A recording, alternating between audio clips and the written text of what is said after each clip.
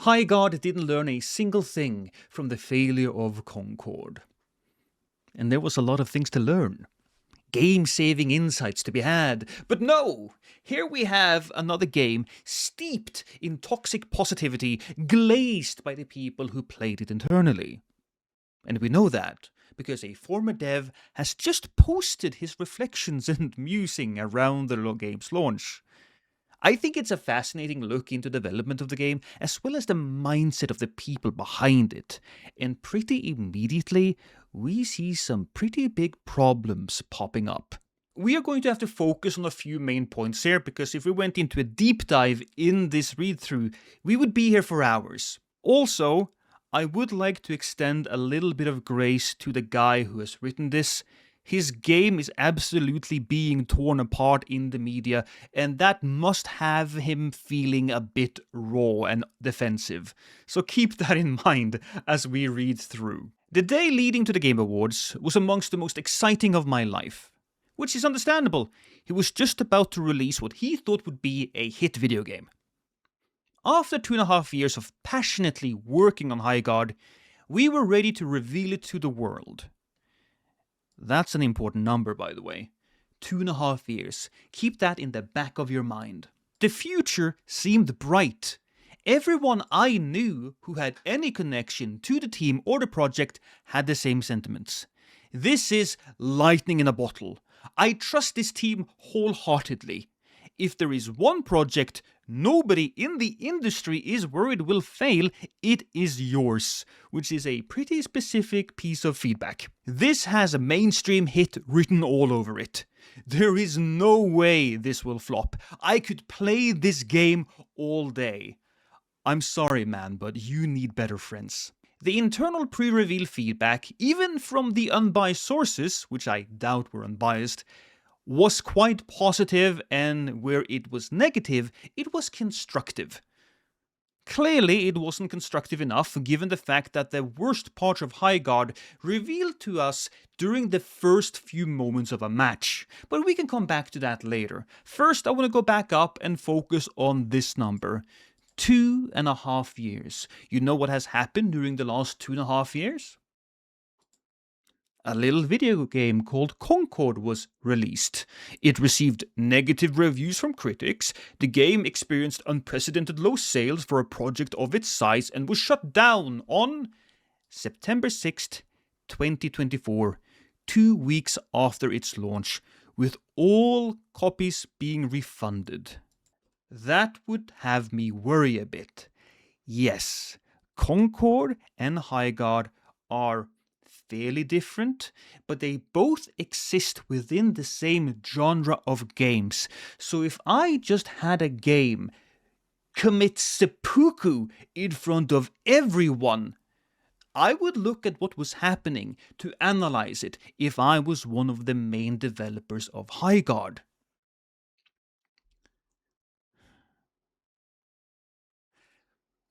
I think it's particularly egregious even, because after Concord imploded, when it was dissolved in a puddle of its own inadequacies, it was revealed that the studio had a history of toxic positivity. This is good. No, don't change a thing. This is perfect. Gamers will love it. And this is starting to look a whole lot similar to what is happening here. Anyways, people who play the game, including us, had a blast. And since we were an independent, self-published studio built with royalties in mind, many of us were hoping this could finally be the thing that broke that millennial financial curse. Look, I don't think anybody can blame him. We all want to get rich. But then the trailer came out, and it was all downhill from there. That's for sure. Content creators love to point out the bias in folks who give positive reviews or previews after being flowed out for an event, but ignore the fact that their negative-leaning content gets 10 times the engagement of the positive. They've got just as much incentive to lean into a disingenuous direction, whether consciously or not. Now, this isn't necessarily untrue. But I don't think that we hammered down the point that content creators who get to try this game is going to be super positive about it. I also think that while there is certainly a negative streak, to put it lightly, when it came to Concord being covered by content creators, that doesn't mean that they're wrong about this. The hate started immediately, which is something that they could have mitigated if they looked at Concord and thought, okay, how do we handle this? Especially given that they called this a new breed of shooter, and they positioned it at the very end of the Game Awards. I will have to say, though, I understand that they took that position. I do. But it was the wrong thing. What they probably should have done is shadow drop this game and say, hey, this is a game that we're super proud of, and we hope that you guys can join us as we make it a better experience, how we develop it over time, and we can make this good game fantastic together. Try to get people on your team. But as it was presented, they were like, oh, we are so high and mighty. We like sniffing our own farts because we can get absolutely crunk by them. Crunk, is that something people say still? Probably showing my age here. Anyways, I personally came under fire due to my naivete on Twitter. Look, I don't want to harp on this, but given what happened with Concord, you should probably just keep your mouth shut. Nothing you say is going to make the situation better here. Which almost all of my now former coworkers had learned to avoid during their previous game launches. Yeah, smart. That's smart by them. After setting my Twitter account to private to protect my sanity, many content creators made videos and posts about me and my cowardice, amassing millions of views and inadvertently sending hundreds of angry gamers into my replies. And it should be said, there is no reason to call this man any slurs, any negative things. No personal attacks. If you do, you're a bitch. That's just how it is. The man made something, it didn't work. It's not like he is Epsteining himself. They laugh at me for being proud of the game, told me to get the McDonald's applications out, and mocked me for having autism in my bio, which they seem to think was evidence of the game would be woke trash. I don't think this game is particularly woke, but I do have to say all of the characters was designed in a hi there fellow kids, thinking this would be cool. It's all a remix of characters that have existed, and nothing felt new. It felt like they put a bunch of people in a blender and then this came out. All of this was very emotionally taxing. I trust you. This is why you stay off Twitter. This is why I don't stay on Twitter. Twitter is a hellscape. There is much constructive criticism that can and has been said about Highguard's trailer, marketing and launch. I just gave you some. But I don't think it's my place to commentate on that. Fair enough, he's just a dev. I also don't think there was any way to know whether the launch would have fared better or worse without the massive spotlight that was thrown onto us in response to the Game Awards trailer placement. But we never got that chance. It is fair to say that more people probably played Highguard due to the massive amount of hate it got. And also thanks to the fact that the game was free to play, so more people really wanted to check out what they would consider to be a car crash. Of course, the game's not really a car crash. I have said so before, but I have this very tepid defense of Highguard. I think the game is fine, all in all. It has some pretty massive issues, but also there is enough good stuff there that I would give this game a solid 5 out of 10. It's fine, but a 5 out of 10 game is not enough to survive in a bloated market that exists with Marvel rivals, Overwatch, hell, Valorant and CSGO and other shooters. I'm not a big shooter guy, but there you have it. We were turned into a joke from minute one, largely due to false assumptions about $1 million ad placement, which even prominent journalists soon began to state as fact. I don't think that mattered that much. It might hurt emotionally, but I don't think it really had anything to do with how the game has very slowly lost all of its players. We'll take a look at that afterwards as well. Within minutes, it was decided this game was dead on arrival, and creators now had free rage bait content for a month. Every one of our videos on social media got downvoted to hell. Comment sections were flooded with copy-paste meme phrases such as Concord 2 and Titanfall 3 died for this. I don't think people really want Concord 2 though, but Titanfall 3, sure. At launch, we received over 14k review bombs from users with less than an hour of playtime. Many didn't even finish the tutorial. Now this is worth pushing back on, because I was there from the beginning and I couldn't get into the tutorial. I was stuck in the game's main menu for a while, and that was disastrous. Given the disastrous reception the trailer got, this game needed to work flawlessly from the beginning. It didn't. So a lot of the people that didn't finish the tutorial, well, they got super pissed off and they went and did something else.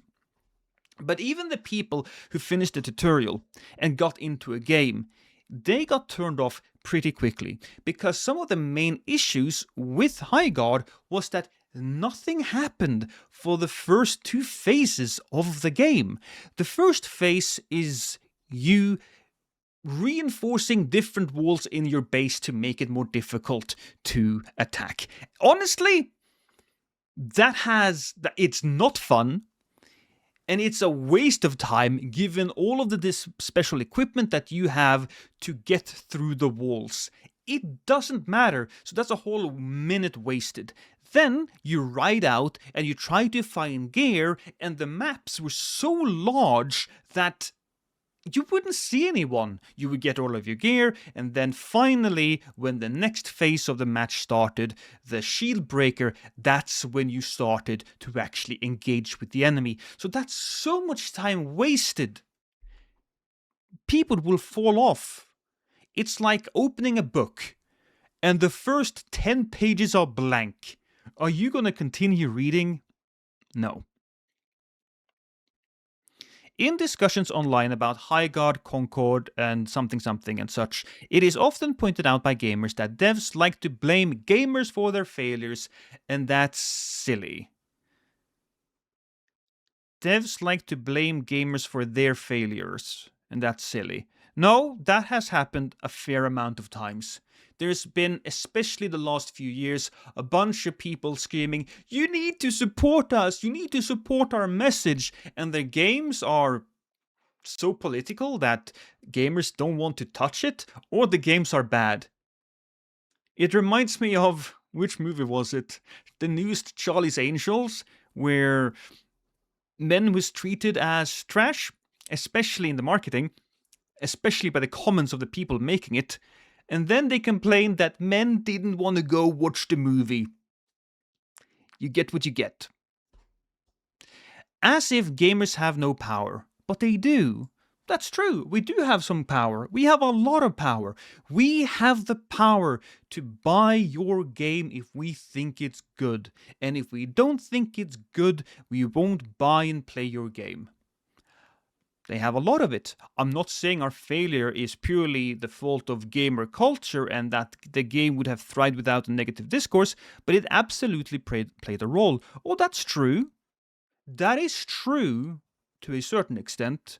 I think that the game might have survived if it took a more, hey, let's do this thing together type of approach, released a beta, released early access, been very been very open and honest with the community about what they were trying to do, but as it stands right now, if we go to SteamDB and we look at Highguard, and we look at the charts here, it's not doing great. 2,224 players right now. Going all the way here, it started out at 97,000, 1 day later 39,000, and it's about 4 days later that it starts to even out. This is where Highguard existed, and this is now where they need to keep their audience. These are the players that have seen past all of the negative reviews. And can they keep them? They released a few pieces of content, a new character, and 5 versus 5 matches. But it just keeps going down. And down.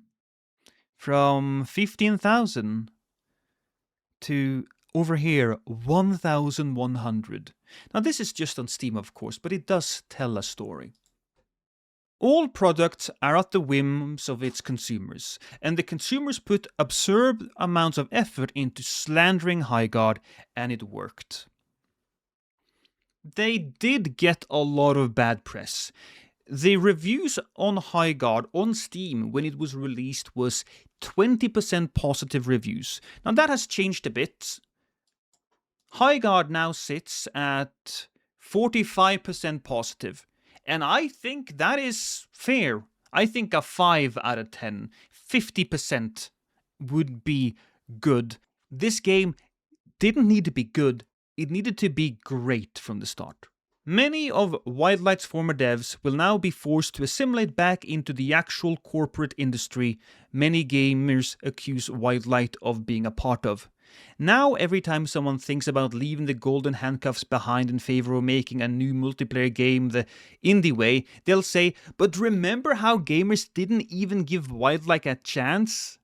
If you're making another hero shooter, yes, absolutely. If you feel, though, that you have a very interesting and different concept, something that isn't just a hero shooter, then you should go for it. I do not think that Wildlight, or Highguard rather, will poison the well.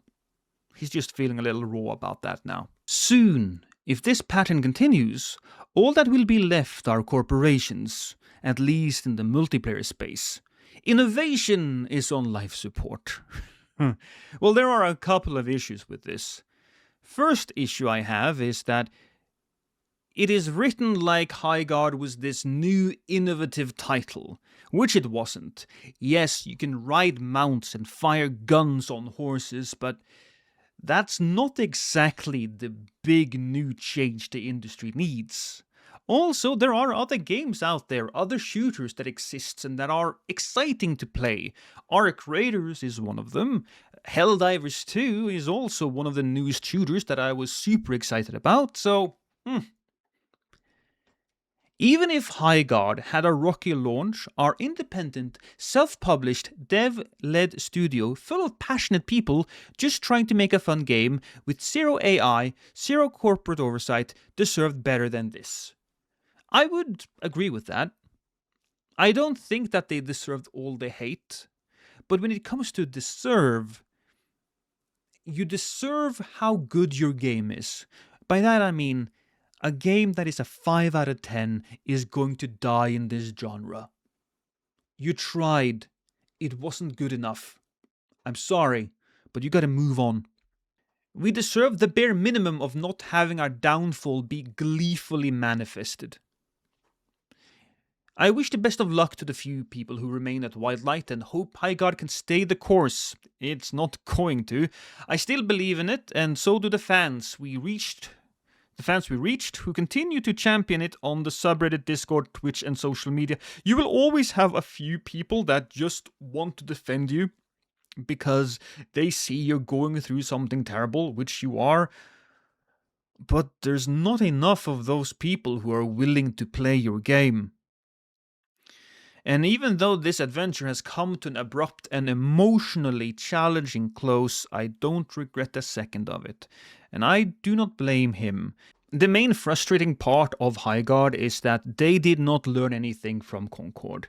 They could have. They had the time, but they didn't. So now, the best thing that can happen is that the next wave of young developers look at the situation with Concord, with Highguard, and they learn not to put themselves in the same situations as the former devs. So let's see what the rest of the internet thinks. There's a lot of responses to this message. And the first one that has basically ratioed the post a little bit is from Osberg, who says, I haven't played the game, the genre wasn't my cup of tea, and I had neither positive or negative sentiment towards it.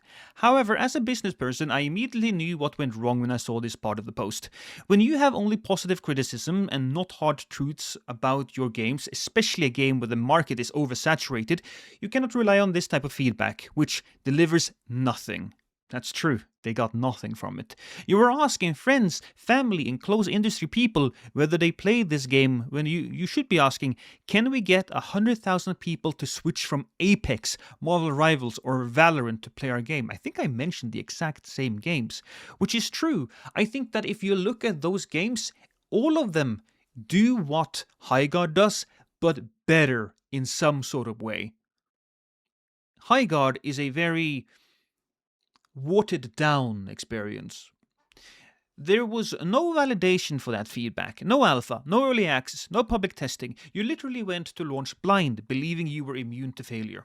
On top of all of this, you accepted a prime closing spot on TGA, where the game is expected a GOTY level announcement, with a bland trailer that doesn't even show what your game actually is. I mean, I think I disagree there.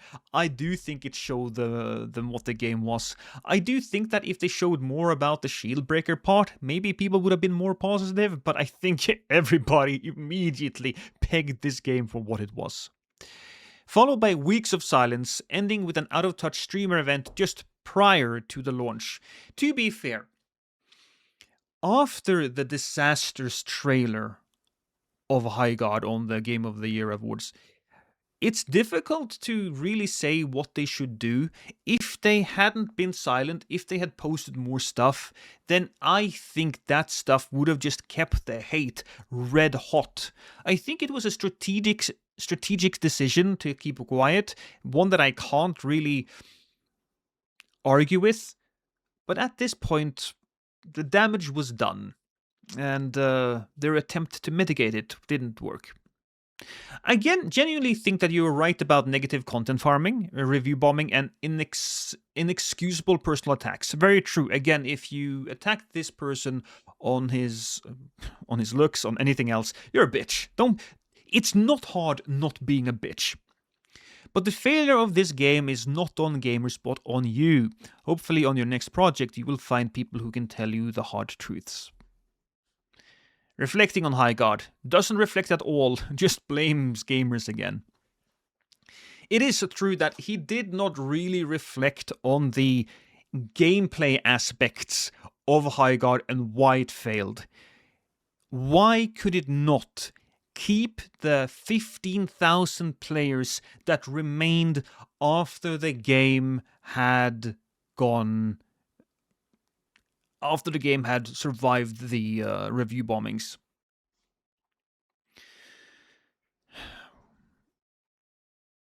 With all due respect, Josh, I'm a product manager myself, and my job is to create great products with consumer-centric mindset where consumer experience comes first above all else. My job is to create products for our consumers and not for myself. In your case, you guys, creating this game for yourself. You did not have consumer experience in your minds at all. And creating a game for yourself is fine and probably a smart thing in most cases, but if you're making a hero shooter, you need to take a look at everything else on the market and see, are we beating these games in these areas? You had some guys internally glaze your game into oblivion, I might just take that as a title, and got this confidence that it will succeed. After it failed, you are blaming your consumers for toxicity. This is absolutely wrong and unprofessional. You know how many angry and toxic reviews I saw for the product I have created? But every time I see such things, I blame myself first because it means I could have done better, got more market consumer info, understand their needs and wants better. I could have created better product brief, but I never blame our consumers for toxicity. That's just not professional. Not only is it not professional, it doesn't work. If you go down that route, you have already failed. If the product that you created is failing, you guys are first to blame yourself and never your consumers. And here we have the Concordian timeline. Oh, look at that. So it's Concord, then Highguard, then Marathon, and Horizon Hunters Gathering. I haven't really paid attention to this game, but it didn't really look exciting. Marathon, I think, is looking slightly more exciting, but is it going to be enough? Sony did dial back down the sales expectation of that game. Awful. Super well written. It must be hard not to be jaded by the gaming community after something like this. Yes, I do think we ought to offer him some grace here.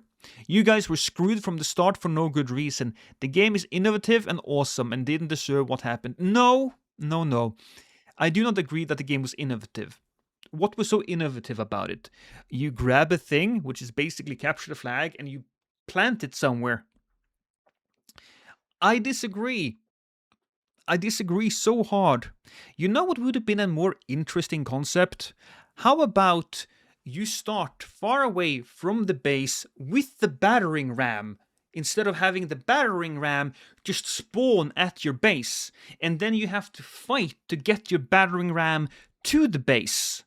That's what I think would have been interesting. I always go back to the Halo 3 game mode or the game map where you were in the desert and there's like this giant, I don't know, sand vehicle that you can drive. You can stand on it. It wasn't really used for anything good in that map, I think, but I always remember loving driving it. So maybe they could have done something like that. Skip the first parts of the game that was gathering loot and everything else, and instead focus on the siege. As always, this site is an absolute dumpster fire with a lot of awful people celebrating someone else's their failure. For what it's worth, I really enjoyed the game, and I think there was something special for sure. Work and refinement needed, sure, but the game was fun, and I totally agree. It never had a fair chance. It's not just refinement that's the issue. It didn't have a killer angle. There was never something there that game did better or did more unique. I have seen most of these things in other games. The only thing I guess I haven't really seen is like riding horses with your hero shooter, but I mean, I don't know, man. I don't know. Scrolling to the replies, I can see the vile and mean-spirited people have already found your post, but wanted to be that one reply in there to say something positive. There is a lot of good feedback here that isn't just being mean. A few points to make about this. I never saw anyone say the game was woke. All I saw was people saying it looked generic and boring. Yeah, I don't think I remember much in the way of wokeness. You guys didn't say anything about your own game in defense until 2 days before launch. Again, that one I'm not going to criticize. It was a choice. They made it. It's what it is. Maps were quite literally 5 times larger than they needed to be for a 3v3. I think it kind of worked once you got the shield breaker, but before that, no. You launch with one mode. Yeah, that wasn't great. You didn't have a KDA screen at launch. That was also weird.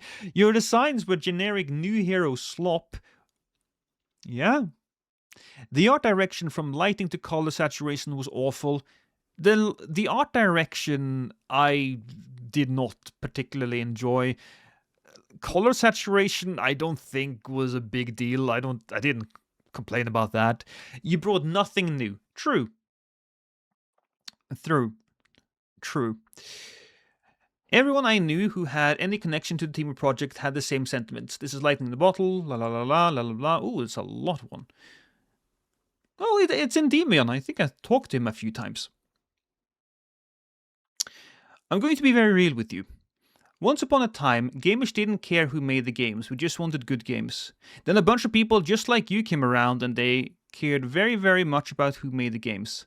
And as a result of that, we now care very, very much about who makes our games too. Gamers didn't start it, but gamers will absolutely finish it. True, although I don't think that is justified given his response here. While I agree about the glee, this graph tells the whole tale. A free-to-play shooter that loses players so quickly it's solely the responsibility of the developers and designers. Your post is actually a deflection rather than a reflection. Yeah, there wasn't much reflection around why the game didn't succeed artistically. Anyways, I mean, we spent a lot of time talking about this now. Thank you so much for watching. You know what? Before we go, a little bit of update. If you've been here on the channel for a little while, you can first and foremost say pineapple so that I know that you guys in the comment section know what I'm talking about. But the current situation with my channel, or the Lost Data context, is that it didn't quite work as it was. So we are probably going to just use this channel to talk about the cool stuff, well, the interesting stuff that is happening out there in gaming and the world around, I suppose. Might be some non-gaming related videos, but that's probably what it's going to be. Thank you so much for joining me here today. Kisses.